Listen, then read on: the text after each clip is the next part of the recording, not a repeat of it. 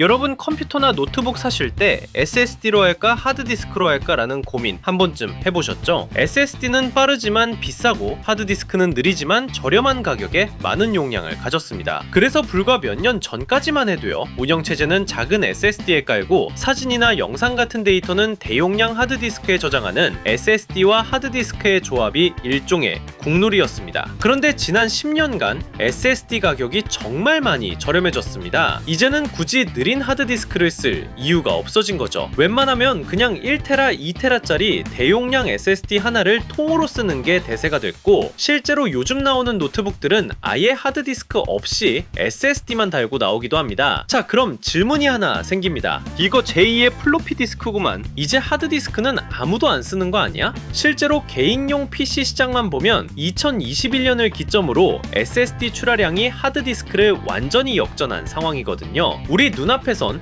하드디스크가 정말로 사라지고 있었던 겁니다. 정말 이대로 하드디스크는 과거의 전유물이 되어버리는 걸까요? 그런데 최근 의외의 소식이 들려왔는데요. 요즘 들어 하드디스크 주문이 다시 폭주하기 시작했고, 심지어 없어서 못 파는 품귀 현상까지도 벌어지고 있다고 합니다. 바로 AI 데이터 센터 덕분인데요. 세상에서 가장 빠른 연산을 처리해야 하는 AI가 어쩌다가 가장 느린 저장 장치인 하드디스크를 다시 찾게 된 걸까요? 오늘 5분 경제에서는 느리지만 듬직한 하드디스크의 부활에 대해 얘기해 보겠습니다.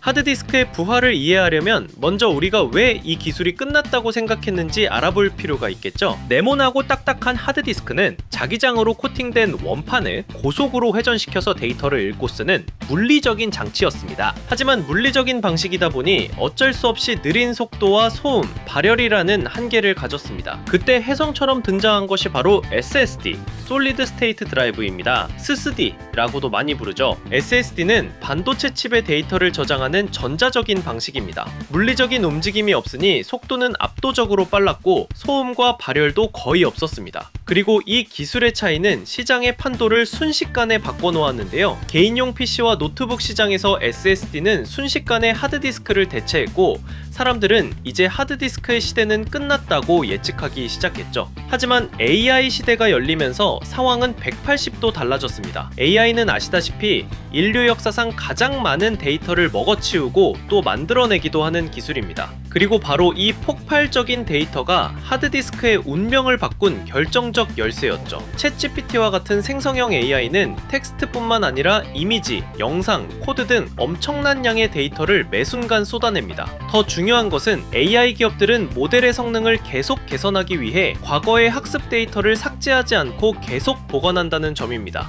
데이터가 곧 돈이 되는 자산이기 때문이죠. 이렇게 기하급수적으로 불어나는 데이터를 저장하기 위해 마이크로소프트, 구글 같은 빅테크 기업들은 가성비를 따지기 시작한 겁니다. 세계 최대의 스토리지 제조기업인 시게이트의 자료를 살펴보면요, 동일 용량 대비 하드디스크는 SSD보다 가격이 5배에서 8배까지 저렴합니다. 여기에 전력, 냉각, 공간 비용까지 포함하는 총 소유 비용을 따지면 대규모 데이터를 보관하는 데에는 하드디스크 기반 시스템이 훨씬 효율적이라는 거죠. 에이, 너무 뻔한 얘기 아니야? 비싸고 빠른 SSD, 싸고 느린 하드디스크, 이걸 모르는 사람이 어딨어? 맞습니다. 이제는 누구나 아는 사실이죠. 특히 1테라나 2테라 수준의 개인용 PC를 구매할 때는 가성비를 좀 포기하는 대신 성능을 위해 SSD를 투자하는 게 쉽게 가능하잖아요. 이젠 가격도 큰 차이가 안 나니까요. 그런데요, 데이터 센터에는 정말 엄청난 규모의 투자가 들어가잖아요. 이 투자금 규모가 커질수록 가성비를 포기하고 성능에 투자한다라는 전략이 불가능할 정도로 비용 차이가 어마무시하게 발생하더라고요. 시게이트가 공장 투자 비용을 분석한 결과에 따르면 1제타바이트의 저장 공간을 생산하는 데 필요한 설비 투자 비용은요, SSD에 기반인 낸드 플래시가 약 570억 달러, 우리 돈으로 81조 원이 넘게 드는 반면 하드디스크는 단 11억 달러, 약 1조 5천억 원에 불과합니다. 무려 50배가 넘는 비용 차이가 발생한다는 겁니다. 저장 공간이 커질수록 하드디스크의 단가는 저렴해지고 SSD는 단가가 기하급수적으로 올라가다 보니 SSD가 경제적으로 대용량 데이터 저장 시장에서 하드디스크를 대체하는 것이 불가능하다는 것을 확연히 알 수 있었습니다. 앞서 언급한 이유 때문에 현재 데이터 센터 스토리지의 약 80%에서 90%는 하드디스크가 차지하고 있는데요.